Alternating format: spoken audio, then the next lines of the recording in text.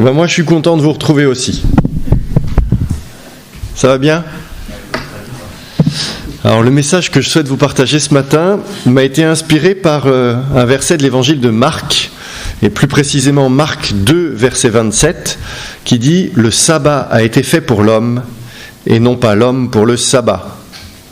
Il y en a qui connaissaient déjà, j'imagine. Et souvent, quand je suis amené à apporter un message de la part du Seigneur, je m'aperçois que j'en suis le premier destinataire. Et je crois que celui d'aujourd'hui ne fait pas exception. Alors évidemment, j'espère que je ne serai pas le seul destinataire, mais en tout cas, sachez que ce que je vais vous partager ce matin, je considère que je suis le premier à devoir me l'appliquer à moi-même.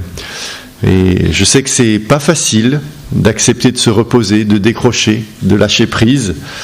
C'est comme si on avait une injonction à devoir toujours faire quelque chose. Et pour moi en particulier, c'est pas facile. Je pense que je suis pas le seul dans ce cas parmi les chrétiens. Alors, en fait, je suis reconnaissant particulièrement au Seigneur parce que j'ai déjà eu l'occasion de partager sur ce thème il y a quelques semaines à Laval. Et puis, comme toujours, on partage un message. Et ce qui est bien, c'est qu'après avoir partagé, on a pu le mettre en application. Je remercie Laetitia qui m'a bien aidé d'ailleurs par son organisation à justement pouvoir faire des petites coupures et quitter un peu le rythme effréné de la vie. Et ça m'a fait le plus grand bien. Alors voilà, je vous invite à vous installer. On va parler du sabbat, on va voir ce que la Bible en dit. Et puis, en quoi ça consiste exactement et comment on peut le vivre aujourd'hui. Et pour commencer, je vous invite à ouvrir vos Bibles au chapitre 2 de l'évangile de Marc et on va lire quelques versets, en particulier à partir du verset 23. Alors voilà ce qui est écrit. Un jour de sabbat, Jésus traversait des champs de blé et ses disciples, tout en marchant, cueillaient des épis. Les pharisiens le firent remarquer à Jésus. « Regarde ! Pourquoi tes disciples font-ils le jour du sabbat ce qui est interdit ce jour-là » Et Jésus leur répondit, « N'avez-vous jamais lu ce qu'a fait David lorsque lui et ses compagnons ont eu faim et qu'ils n'avaient rien à manger ? Il est entré dans le sanctuaire de Dieu à l'époque du grand prêtre Abiatar. Il a mangé des pains exposés devant Dieu que seuls les prêtres ont le droit de manger et il en a donné aussi à ses hommes. » Et il ajouta, « Le sabbat a été fait pour l'homme et non pas l'homme pour le sabbat. C'est pourquoi le Fils de l'homme est aussi maître du sabbat. » Voilà tout le contexte de ce verset que je vous ai cité en introduction de ce message. Alors, après ce texte-là, je suis allé voir le dictionnaire et j'ai dit « Qu'est-ce que dit le dictionnaire du sabbat ?» Eh bien, selon le dictionnaire, le sabbat, c'est le jour de repos hebdomadaire des religions qui reconnaissent l'Ancien Testament, donc essentiellement le judaïsme et le christianisme. Alors, je n'entrerai pas dans le débat du samedi versus le dimanche. Je sais que c'est un débat qui peut avoir lieu parfois dans l'Église, mais ce n'est pas du tout mon sujet ce matin. Je ne veux pas savoir si le sabbat doit être un samedi ou un dimanche. Ce qui m'intéresse, c'est que c'est un jour de repos. Et on va voir que ce jour de repos a été institué par Dieu lui-même avant toute autre règle. Je ne sais pas si vous en avez conscience, mais avant même les 10 commandements, Dieu a institué le sabbat. Genèse 2, verset 2. Qu'est-ce qu'il est écrit ? Le 7e jour, Dieu avait achevé tout ce qu'il avait créé. Alors il se reposa en ce jour-là de toutes les œuvres qu'il avait accomplies. Il bénit le 7e jour, il en fit un jour saint, car en ce jour-là, il se reposa de toute l'œuvre de création qu'il avait accomplie. Dieu s'est reposé le 7e jour. Et remarquez bien que Dieu s'est reposé d'avoir fait quelque chose. Eh oui, ça fait sourire. On pourrait imaginer que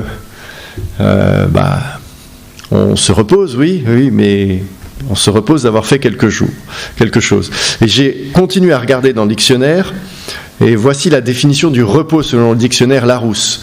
C'est le fait pour quelqu'un de cesser son activité. Donc voilà, même si ça paraît évident, pour se reposer, il faut déjà commencer par être actif.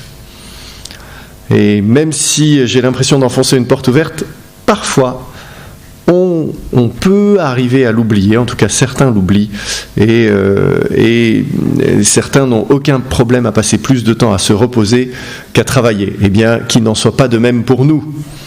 Ne passons pas plus de temps à nous reposer qu'à travailler. Dieu, pour sa part, a été extrêmement actif puisqu'il a créé l'ensemble du ciel et de la terre, et après cela, il s'est reposé, et il a fait de ce jour de repos un jour saint. Bon, un jour saint, c'est très bien, mais concrètement, qu'est-ce que ça veut dire ? C'est quoi un jour saint ? Alors je me suis demandé ce qu'on pouvait faire pendant un jour saint. Et là, j'ai été voir les 10 commandements. Vous savez où c'est situé, les 10 commandements ? Alors je vous propose d'ouvrir Deutéronome 5, versets 12 à 14. Voilà ce qui est écrit. Deutéronome. Hop là.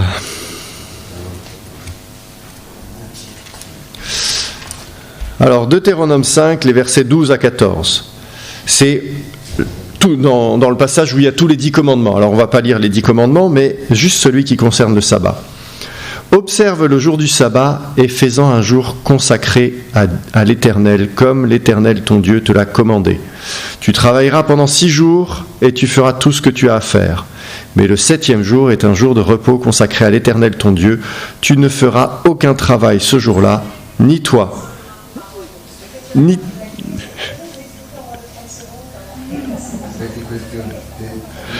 Alors, ni toi, ni ton fils, ni ta fille, ni ton serviteur, ni ta servante, ni ton bœuf, ni ton âne, ni tout ton bétail, ni l'étranger qui réside chez toi, afin que ton serviteur et ta servante se reposent comme toi. Donc, j'aime bien les petites introductions. En tout cas, ce texte-là permet de voir un peu plus concrètement de quoi il s'agit. Tout ce que tu as à faire, fais-le en 6 jours. Peu importe que tu sois directeur ou mère au foyer, tout ce que tu as à faire, fais-le en 6 jours. Et c'est le premier piège dans lequel nous devons éviter de tomber, particulièrement depuis quelques années, parce que nous vivons dans une société que j'ai appelée une société du temps réel, où tout se fait en instantané. On ne sait plus attendre. On ne sait plus attendre. Et quelque part, on ne sait plus s'arrêter non plus. On a besoin d'une information, assez facile, on sort son téléphone. Ah, là, je me pose une question sur quelque chose, on va regarder sur le téléphone.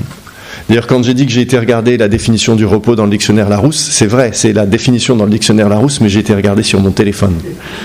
Eh oui, pourtant on a un dictionnaire à la maison, mais on n'ouvre plus le dictionnaire. On a le téléphone, hop, on clique et en quelques secondes, on a notre information. On veut quelque chose, on a besoin de quelque chose. Ah, on va sur Amazon, on fait 2 clics et c'est livré demain. Il y a quelque temps, j'ai eu besoin d'un transformateur électrique pour la lampe du salon dans la maison.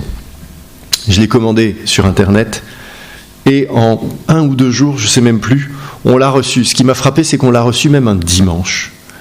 Il n'y avait pas d'urgence vitale. Je ne savais même pas qu'on pouvait avoir des livraisons le dimanche, mais voilà, c'est arrivé un dimanche. Il n'y a même plus à attendre. Et encore, comme Amazon livre en 48 heures et que ça ne suffit pas, vous pouvez vous abonner à Amazon Prime et il livre en 24 heures. Parce que c'est bien connu qu'un transformateur, on a absolument besoin de l'avoir en 24 heures. Voilà. En tout cas, dans ce qui nous concernait, le transformateur, on pouvait tout à fait attendre le lundi. Mais c'est comme ça maintenant. Le dimanche devient un jour comme les autres. Et nous perdons ainsi une occasion de nous reposer, de décrocher du rythme effréné de la vie, comme je disais tout à l'heure. Et si on n'y prend pas garde, ça vient très facilement.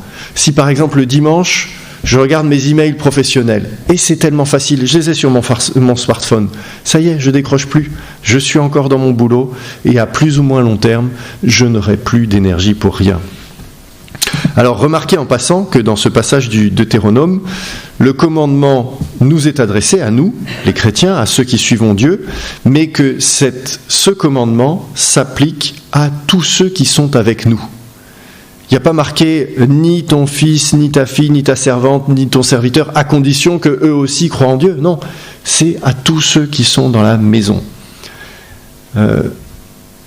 Il s'agit ni de faire pour nous, ni de faire faire. Il s'agit de s'arrêter soi-même et tous ceux qui sont avec soi. Ni même l'étranger qui réside chez toi. Tout le monde se repose. C'est vrai pour nous, mais c'est vrai pour la société entière.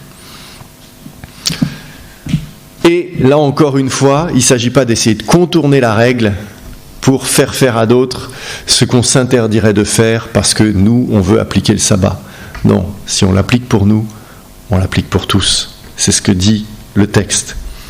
Et alors je ne dis pas qu'il ne doit rien se passer et que tous ceux qui font quelque chose ce jour-là doivent être mis à mort, comme c'est écrit dans Exode 31. Il y a des choses dans la Bible, de temps en temps, on ferait bien de tout lire, hein. Exode 31, verset 14. « Vous observerez donc le jour du repos, car il est saint pour vous. Et celui qui le profanera devra mourir, car quiconque fera un travail ce jour-là sera retranché du peuple. » Waouh! C'est sérieux, là, hein? Alors, vous verrez, on va aller un peu au-delà de ça quand même, parce que sinon c'est quand même un peu extrémiste. Mais peut-être, hein, ceux qui fréquentent cette église régulièrement savent que je me suis cassé le poignet il y a 2 mois et demi maintenant. En tout cas, c'était il y a quelque temps. Et je me suis rendu à l'hôpital un dimanche matin. J'ai été bien content de trouver une équipe médicale ce jour-là. Et encore, moi, on peut dire que c'était pas une urgence vitale, ça aurait pu attendre le lundi. C'était désagréable, mais ça aurait pu attendre le lundi. Pour certains, c'est une question de vie ou de mort. Je veux dire, s'ils ne sont pas pris en charge par une équipe médicale, même un dimanche, ils vont mourir. Et je suis reconnaissant finalement qu'il y ait des services d'urgence des personnels médicaux qui peuvent traiter les urgences le dimanche.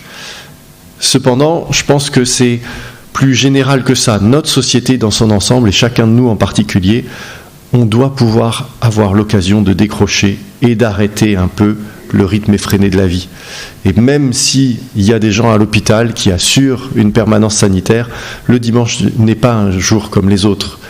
Même à l'hôpital, il y a moins de monde. Même nous, on ne va pas aller comme ça pour un oui ou pour un non. Un petit poignet cassé. Bon, j'étais un peu chochotte. J'aurais peut-être dû attendre le lundi. En tout cas, voilà. Sachons faire un break. Alors, est-ce qu'il y en a parmi vous qui font du sport? Ah, ouf, quelques têtes qui hochent. Marc un peu. Ah, fait de la marche. Et est-ce qu'il y en a qui se sont déjà blessés en faisant du sport? Ça arrive? Ah, quelques mains se lèvent. Bon, je disais pas ça pour que les gens se dénoncent, hein. Mais en ce qui me concerne, je me suis plusieurs fois blessé en faisant du sport, en particulier en courant. Pourtant, courant. Voilà, courir, c'est presque comme marcher. C'est assez simple, c'est répétitif. Et en fait, moi, si je me suis blessé, c'est parce que je ne sais pas laisser le temps à mon corps de récupérer. Il faut savoir écouter son corps. Et quand on ne sait pas bien l'écouter, ce qui est mon cas, il faut s'en tenir au principe appris. Je vous ai dit, hein, c'est une prédication pour moi avant toute chose, mais pour vous aussi. Et voilà, si on ne sait pas s'écouter, il faut au moins se dire « Ah, il y a une règle comme ça qui nous a été donnée, avoir du temps de récupération. » Sachons respecter les temps de récupération. Et si on veut pouvoir, comme ça, continuer dans la vie sans se blesser, alors j'ai pris l'image du sport, mais c'est vrai dans tous les aspects de la vie, il faut savoir respecter des temps de récupération. C'est un principe biblique et c'est un principe de vie. J'ai cité tout à l'heure un bout de Exode 31, où il est question de mettre à mort ceux qui font quelque chose le jour du sabbat, mais je vais lire aussi la suite. Les Israélites, ça c'est Exode 31, verset 16, les Israélites observeront le jour du sabbat en le célébrant de génération en génération. C'est une alliance éternelle. Il sera un signe à perpétuité entre moi et les Israélites, car en 6 jours l'Éternel a fait le ciel et la terre, et le 7e jour, il a cessé de travailler pour reprendre son souffle, ou dans une autre traduction, il a cessé de travailler et il s'est reposé. Alors vous avez bien entendu, notre Dieu, le Dieu tout-puissant, celui dont la puissance dépasse tout ce qu'on peut imaginer, Dieu a cessé de travailler pour reprendre son souffle. Vous imaginez un Dieu tout-puissant qui reprend son souffle? Je disais, il y en a qui font du sport. De temps en temps, quand on fait un effort un peu conséquent, on a besoin de s'arrêter quelques secondes pour reprendre son souffle. Mais imaginez que le Dieu Tout-Puissant s'est arrêté pour reprendre son souffle. Moi, quand j'ai lu ça, je me suis dit, ah ouais, il y a quand même quelque chose. Si Dieu est capable de s'arrêter pour reprendre son souffle, il faut vraiment que moi et nous apprenions à en faire autant. Et puisque j'ai fait référence au sport ce matin, je vais prendre un deuxième exemple en ce qui concerne le sport. C'est l'exemple des fractionnés en course à pied. Est-ce que vous savez comment un coureur aux longues distances, par exemple un coureur de marathon, fait quand il veut augmenter sa vitesse de course ? Il ne va pas courir pendant des heures et des heures et des heures et des heures, non. À l'entraînement, il va faire ce qu'on appelle des fractionnés. Et les fractionnés, c'est une période où on va enchaîner des séries comme ça, où on court très vite, au-delà de la vitesse pendant laquelle on est capable de courir pendant longtemps, comme des mini-sprints. Alors on va courir comme ça pendant 30 secondes ou pendant 1 minute, à vitesse très soutenue, et entre ces périodes où on court très vite, on ralentit, on reprend son souffle. Et c'est ça les fractionnés. Et pour ceux qui en ont déjà fait, c'est extrêmement difficile. C'est extrêmement fatigant. Donc entre chaque période de course, il faut vraiment une période de récupération. Et c'est seulement de cette manière-là qu'un marathonien peut arriver à augmenter sa vitesse de course, cette fois-ci sa vitesse de course moyenne et de course de longue distance. Et la clé dans cet exercice, c'est de savoir se ménager encore une fois des périodes où on reprend son souffle. Et en se ménageant, et c'est pour ça que je cite cet exemple-là, c'est que en se ménageant ces petites périodes de récupération où on reprend son souffle, alors on va pouvoir élever sa vitesse de course habituelle. Et je pense que c'est un principe qu'on peut généraliser, quel que soit le domaine dans la vie, dans lequel on veut s'améliorer, que ce soit le travail, la famille, etc. On peut faire des efforts au-delà de l'habituel. On peut, pendant quelques instants. Et un marathonien peut faire un petit sprint, mais il ne pourra pas le faire pendant 40 km. Et bien dans la vie, c'est un peu pareil. Si on veut s'améliorer dans le travail ou dans la vie de famille ou dans tout autre aspect, au-delà des efforts qui nous permettent de finalement faire attention à notre comportement, à nos paroles, à ce qu'on voudra, il faut aussi savoir se ménager des petites périodes de récupération. Wow, on prend un peu du recul par rapport à notre façon de vivre. Et c'est comme ça qu'on arrive à finalement nous améliorer. Alors les périodes de repos, qu'est-ce que ça veut dire ? Qu'est-ce qui se passe dans la période de repos ? Parce que ça, c'est quelque chose d'important. Le 7e jour est un jour de repos consacré à l'Éternel, très bien. Mais ça ne veut pas dire qu'on ne fait rien. Ça veut juste dire qu'on arrête son travail habituel pour se consacrer à l'Éternel. Ce n'est donc pas un jour sans aucune activité. C'est un jour avec une activité différente. Le plus important est sans doute de se mettre à l'écoute du Seigneur et d'accepter de se laisser surprendre par lui. Et ça peut prendre des formes tout à fait diverses. Alors je rappelle à cette occasion que quand on a demandé à Jésus quel était le plus grand commandement, il en a cité 2. Est-ce que vous les connaissez ? Tu aimeras le Seigneur ton Dieu de toute ta force, de toute ta pensée, etc. Et tout de suite il a dit, et le second qui lui est semblable, tu aimeras ton prochain comme toi-même. Alors au risque de me tromper, je me permets d'avancer que accorder de l'attention à son prochain, c'est une activité différente qui est en accord avec les principes du sabbat. Donc sachons organiser tous les aspects de nos dimanches pour faire honneur à l'Éternel, y compris en accordant de l'attention à notre prochain. Durant 6 jours, on fera son travail, mais le 7e jour est un jour de repos. Il y aura une assemblée cultuelle et vous ne ferez aucun travail ce jour-là. C'est un sabbat en l'honneur de l'Éternel partout où vous habiterez. Ça, c'est le chapitre 23 du Lévitique et le verset 3. Et c'est sans doute la raison pour laquelle nous nous retrouvons encore aujourd'hui, ce matin. L'assemblée cultuelle. C'est un peu ce qu'on vient de vivre ou ce qu'on est en train de vivre. Mais dans ce verset que je viens de vous lire, ce qui me paraît le plus important, c'est pas « il y aura une assemblée cultuelle », mais « en l'honneur de l'Éternel ». C'est ça le plus important. Si on vient au culte ce matin et qu'on est là pendant 1h30, mais qu'on pense à toute autre chose, on passe à côté de ce que Dieu attend de nous. si on vient au culte, ou comme le disait Michel, on participe au, je ne sais plus ce que c'était dans l'anecdote, là, au groupe de dames, et puis on vit dans l'église, etc., mais qu'on a une attitude exécrable à l'égard de notre famille, de nos voisins ou autres, c'est pas en l'honneur de l'Éternel. On n'a pas compris le sens de ce en l'honneur de l'Éternel qui est si important. Ce jour de repos instauré par l'Éternel doit être mis à profit pour sanctifier notre vie. Et c'est parfois beaucoup de travail. Alors je vais prendre un exemple pour illustrer ce que ça peut vouloir dire. Moi j'ai grandi à la campagne, entouré de terres cultivées, dans un petit village. Et quand j'étais enfant, j'ai appris à l'école que les agriculteurs laissaient parfois certaines parcelles en jachère. Et ça voulait dire on laisse la terre à l'abandon sans la cultiver pendant un an et on touche des subventions dans le cadre de la politique agricole commune. C'était un moyen que l'Europe, l'Union européenne, avait trouvé, il y a une trentaine d'années, ou il y a un peu plus de 20 ans, pour réguler les surproductions agricoles et l'effondrement des cours qui s'en suivaient. Et ça, c'était ce que j'avais appris. Mais on nous expliquait aussi que c'était une pratique ancestrale et que c'était bon pour la terre de se reposer. Alors, je vais évidemment pas dire le contraire, puisque depuis le début de ce message, je dis que c'est important de se reposer.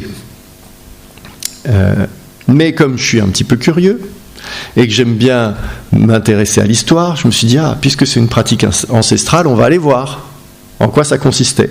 Et effectivement, la jachère, c'est un principe qui existe depuis des siècles. Mais jusqu'au XIXe siècle à peu près, et l'apparition de l'agriculture industrielle, avec les engrais, les pesticides, etc., la période de la jachère, ça se passait un tout petit peu différemment.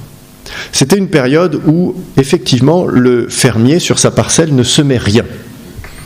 Alors, s'il y a des spécialistes en agriculture dans la salle, je vais peut-être dire des bêtises, vous me corrigerez après, je suis très, très d'accord d'apprendre et de me perfectionner. Mais, de ce que j'ai compris, donc, le fermier ne semait rien sur sa parcelle, mais par contre, il laissait les plantes qui étaient dans le sol germer. Même s'il n'avait rien semé, il y avait des plantes comme ça qui poussaient. Aujourd'hui, on appellerait ça des mauvaises herbes, puisque c'était des graines qui étaient restées cachées dans le sol, et hop, qui poussaient. Alors il laissait comme ça germer et commencer à pousser, et puis il retournait la terre afin de les enfouir. Et ça avait deux vertus assez intéressantes. La première, c'est que du coup, toutes les graines dont il n'avait pas envie dans sa culture, elles étaient montées en graines. Donc voilà, elles avaient poussé, hop, ça, quelque part, ça les éliminait. Et en plus, les jeunes pousses, quand ils retournaient la terre, ils les incorporaient à la terre et finalement, ils remettaient dans la terre de la matière organique qui allait permettre de nourrir les cultures suivantes. Et ils faisaient ça, non pas une fois dans la saison, mais plusieurs fois dans la saison. Et c'était ça la période de jachère. On laissait effectivement la terre se reposer. C'était une période aussi de purification, puisque toutes les mauvaises herbes qui étaient enfouies dans la terre, on les laissait sortir, puis on les remettait à l'intérieur, et à la fois ça purifiait des mauvaises herbes, et ça enrichissait la terre avec de la matière organique. Et donc ça rendait le sol plus fertile pour la prochaine récolte. Et tout ça sans pesticides ni engrais. Éventuellement peut-être le crottin du cheval qui tirait la charrue pour retourner la terre, mais c'est un engrais qui fait du bien à la terre. Voilà. Et bien je pense que pour notre vie spirituelle, on peut pratiquer de la même manière. Il ne s'agit pas simplement de s'accorder un temps de repos, mais de profiter de ce temps de repos pour éliminer nos mauvaises herbes, nos mauvaises habitudes, et pour travailler et enrichir la terre de notre cœur. Et je pense que c'est un peu là la clé qui nous permet de comprendre cette parole de Jésus. Le sabbat a été fait pour l'homme et non pas l'homme pour le sabbat. Le sabbat est un temps mis à part pour chaque être humain, pour que chaque être humain, puisse avoir l'occasion d'examiner sa vie et d'en éliminer les mauvaises herbes. Pour que chaque être humain puisse avoir l'occasion de se rapprocher de Dieu. Alors ce n'est certainement pas l'occasion de rajouter des règles compliquées, comme ont su le faire les pharisiens, qui ont dit à Jésus « Mais regarde tes disciples, ils font ce qui est interdit. » Non, je pense que ce n'est pas un temps pour se rajouter des règles. Ce n'est pas un temps pour se rajouter, comme on dit aujourd'hui, une charge cognitive, c'est-à-dire quelque chose auquel on doit penser. Non, au contraire, si on dit qu'il faut débranché, déconnecté. C'est pas le moment de rajouter des règles. Pour autant, je crois que les pharisiens avaient complètement oublié ça. Et ce risque dans lequel les pharisiens étaient tombés, c'est quelque chose qui nous guette aujourd'hui. Le sabbat est un temps pour qu'on puisse se décharger l'esprit de tout ce qui nous préoccupe tout au long de la semaine. Un temps pour revenir à Dieu. Alors, y rajouter des règles contraignantes et strictes, ce serait exactement faire le contraire. Est-ce que dans le passage que nous avons lu au tout début, les disciples sont allés moissonner ? Ils sont passés dans un champ, ils ont cueilli des épis, ils n'étaient pas du tout en train de moissonner. Non, je pense qu'ils n'ont même pas arrêté d'écouter l'enseignement de Jésus.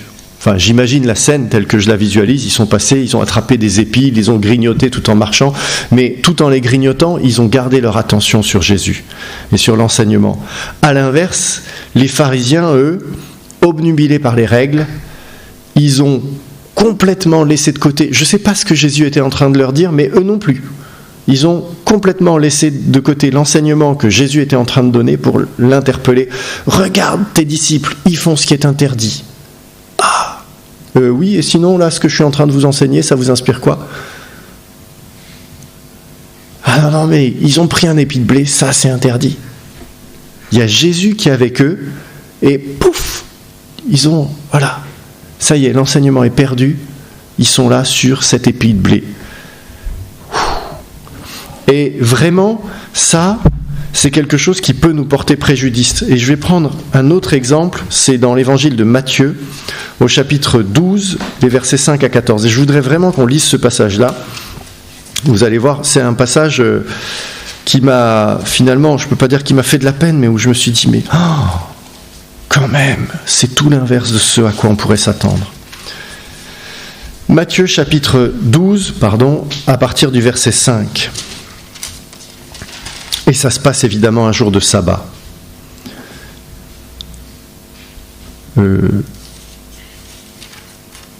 La guérison un jour de sabbat.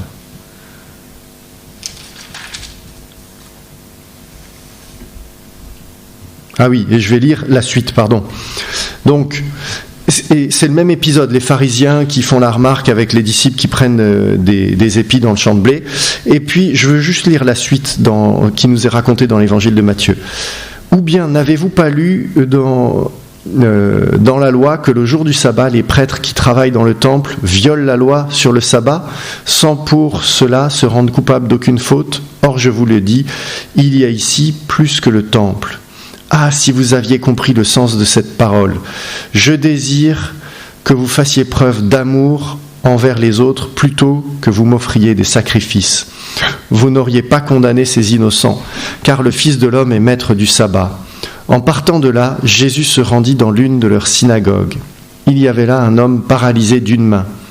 Les pharisiens demandèrent à Jésus, « A-t-on le droit de guérir quelqu'un le jour du sabbat ?» Vous vous rendez compte ? Il se pose cette question-là. A-t-on le droit de guérir quelqu'un le jour du sabbat ? Il voulait ainsi pouvoir l'accuser, mais il leur répondit, « Supposez que l'un de vous n'ait qu'une seule brebis, et qu'un jour de sabbat elle tombe dans un trou profond. Ne la tirera-t-il pas pour l'en sortir ? Eh bien, un homme a beaucoup plus de valeur qu'une brebis. Il est donc permis de faire du bien le jour du sabbat. » Alors il dit à l'homme, « Étends la main. » Il la tendit et elle redevint saine. Comme l'autre, les pharisiens sortirent de la synagogue et se concertèrent sur les moyens de faire mourir Jésus. Waouh ! Jésus vient de faire une guérison miraculeuse devant eux. Mais les pharisiens, comme il est écrit dans le texte, les pharisiens se concertent sur les moyens de le faire mourir. Je trouve que c'est complètement insensé. Une guérison miraculeuse devrait nourrir leur foi. Vous imaginez, on ne voit pas ça, nous. Mais j'en rêve quelque part. Il y a quelqu'un qui rentre avec la main paralysée et Jésus dit « Étends ta main, la main est guérie ». Et tous les gens dans l'assemblée ont vu ça. Ça devrait les rapprocher de Dieu. Ça devrait quelque part leur dire « Mais ce Dieu-là est un grand Dieu, un Dieu qui fait des miracles ». Et au lieu de ça, ils réfléchissent à comment faire mourir Jésus. Je désire que vous fassiez preuve d'amour envers les autres plutôt que vous m'offriez des sacrifices. Ça, c'est la parole que Jésus cite dans le verset 7. Et c'est une référence à Osée chapitre 6, verset 6. Les règles et les commandements ne servent à rien s'ils ne sont pas guidés par l'amour envers les autres. La pratique religieuse, les cultes ou les sacrifices ne servent à rien si nous ne savons pas faire preuve d'amour les uns envers les autres. Ça, c'est hyper important. Comme le dit Jésus, si l'un de vous a une seule brebis, elle tombe dans un puits, vous allez aller la chercher. Vous n'allez pas la laisser mourir. Est-ce qu'un homme a plus de valeur qu'une brebis ? Honnêtement, est-ce qu'un homme a plus de valeur qu'une brebis ? Faire preuve de compassion les uns envers les autres, c'est quand même la moindre des choses. Et ça, c'est un message qui est encore valable pour nous aujourd'hui. Et concrètement, qu'est-ce que ça peut vouloir dire ? Un jour de sabbat, ne nous focalisons pas sur l'exercice du culte, la pratique religieuse. Oui, c'est bien, mais faisons preuve d'amour les uns envers les autres. Alors, comment faire ? Il y a des choses toutes simples. Est-ce qu'on s'invite ? Est-ce qu'en sortant d'ici, on est prêt à inviter quelqu'un alors que ce n'était pas prévu ? Ou à accepter une invitation alors que ce n'était pas prévu, qu'on n'y était pas préparé ? Ou à passer du temps ensemble, comme le font des amis ? En tout cas, quelqu'un a dit un jour, il n'y a pas d'amour, il n'y a que des preuves d'amour, des manifestations de l'amour. Et je pense que concrètement, c'est bien ça. Sachons manifester notre intérêt les uns pour les autres. Alors j'ai cité s'inviter parce que voilà, il est 12:05 et c'est de circonstance. Mais en tout cas, il faut savoir quelque part bouleverser le programme qu'on s'était fait. Les travaux, les ceci, les cela, tout ce qu'on a prévu dans notre organisation, parce que malgré nous, on ne peut pas s'empêcher d'organiser même nos dimanches. Il faut savoir se laisser bouleverser par ce que Dieu met devant nous. Est-ce que Jésus avait prévu de guérir quelqu'un ce jour-là ? J'en sais rien. Il était là à la synagogue. Je ne sais pas, encore une fois, j'extrapole. Je me dis, les pharisiens, ils lui posent la question, et il y a quelqu'un avec la main paralysée. Est-ce qu'ils ont... Peut-être je suis un peu parano dans cette histoire-là, mais est-ce qu'ils n'avaient même pas organisé ça ? En faisant venir quelqu'un en disant « on va voir, on va le piéger, on va lui faire guérir sa main le dimanche ». Ils en seraient capables, mais c'est pas ça. C'est pas ça. Et Jésus, finalement, lui, il ne se pose pas la question en disant « on va pouvoir m'accuser ». Non, il dit non, il est permis de faire du bien le dimanche. Il y a quelqu'un qui se présente, que ce soit hier, aujourd'hui ou demain, peu importe qu'on soit le sabbat, il va faire le bien. Et il dit à l'homme, allez, étends ta main. Et il guérit. Alors bon, je ne sais pas si on est tous appelés à faire des miracles tous les dimanches. Je vous le souhaite, que vraiment Dieu vous remplisse du Saint-Esprit et que vous soyez tous amenés à faire des miracles tous les dimanches. Mais sans aller jusqu'à faire des guérisons miraculeuses, déjà manifester un peu d'attention, une invitation, un temps à passer ensemble, un mot gentil. Il faut se laisser surprendre par Dieu.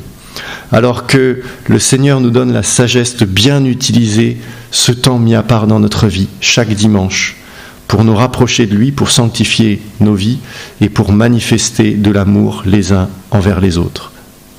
À lui soit toute la gloire. Merci.